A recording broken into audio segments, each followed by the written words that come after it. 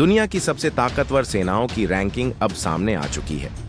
Global fire power ने 2025 की सैन्य ताकतों की सूची जारी कर दी है और इस रिपोर्ट ने पूरी दुनिया को चौंका दिया है। क्या आप जानते हैं कौन सा देश अब सबसे ताकतवर है? क्या भारत ने इस रैंकिंग में अपनी स्थिति मजबूत की है या कोई और देश आगे निकल गया है? यह सिर्फ एक रैंकिंग नहीं है, बल्कि एक बड़ा सवाल है। आखिरकार भारत की सेना किस स्तर तक पहुंच चुकी है और क्या भारत ने चीन, पाकिस्तान और अन्य देशों को पीछे छोड़ दिया है? आज हम आपको बताएंगे इस रिपोर्ट के वो राज जो दुनिया की सैन्य ताकतों के बारे में आपके नजरिए को बदल सकते हैं। जी हां दोस्तों, ग्लोबल फायर पावर इंडेक्स हर साल 145 देशों की सैन्य क्षमताओं का विश्लेषण करता है।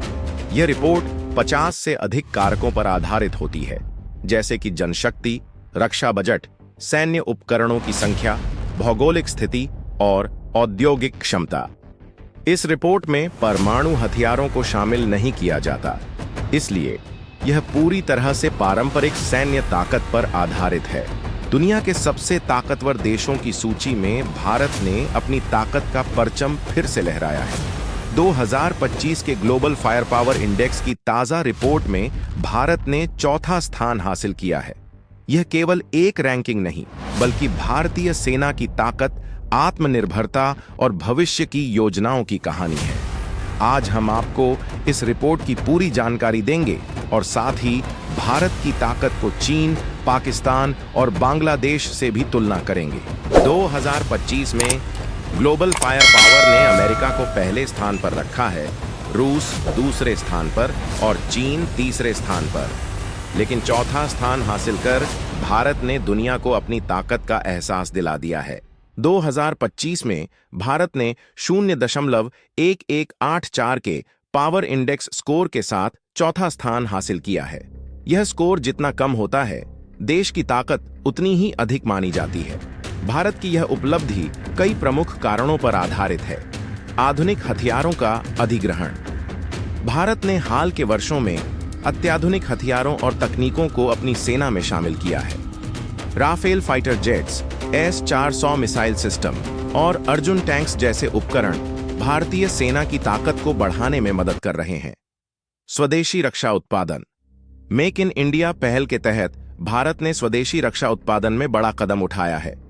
तेजस फाइटर जेट, ब्रह्मोस मिसाइल और अग्नि सीरीज की मिसाइलें इसका एक उदाहरण है। रणनीतिक साझेदारियां। भारत ने अमेरिका, फ्रांस, रूस और इजराइल जैसे देशों के साथ रक्षा साझेदारियों को मजबूत किया है। अब बात करते हैं चीन की। ग्लोबल फायर पावर रिपोर्ट में चीन ने तीसरा स्थान हासिल किया है, जिसकी PWR इंडेक्स स्कोर 0.0788 है। चीन की जनशक्ति भारत से अधिक है और उसका रक्षा बजट भी लगभग 4 गुना बड़ा है। लेकिन भारत ने अपने समुद्री और हवाई शक्ति को तेजी से मजबूत किया है। भारतीय नौसेना के पास अब 2 एयरक्राफ्ट कैरियर हैं, INS विक्रांत और INS विक्रमादित्य। इनसे भारत की समुद्री ताकत में भारी इजाफा हुआ है। वहीं भारतीय वायुसेना के पास राफेल, सुखोई और तेजस जैसे फाइटर जेट्स हैं, जो हर मोर्चे पर चीन को टक्कर देने के लिए तैयार हैं। अब बात करते हैं पाकिस्तान और बांग्लादेश की। पाकिस्तान, जिसने 2025 में ग्लोबल फायर पावर रैंकिंग में 12वां स्थान हासिल किया है, भारत से काफी पीछे है। पाकिस्तान का PWR इंडेक्स स्कोर 0.2513 है, जो दर्शाता है कि उसकी सैन्य ताकत भारत से लगभग आधी है। वहीं बांग्लादेश 35वें स्थान पर है। यह साफ दर्शाता है कि भारत अपने पड़ोसी देशों से कहीं अधिक ताकतवर और सशक्त है। भारत केवल वर्तमान पर ध्यान नहीं दे रहा, बल्कि भविष्य की योजनाओं पर भी काम कर रहा है।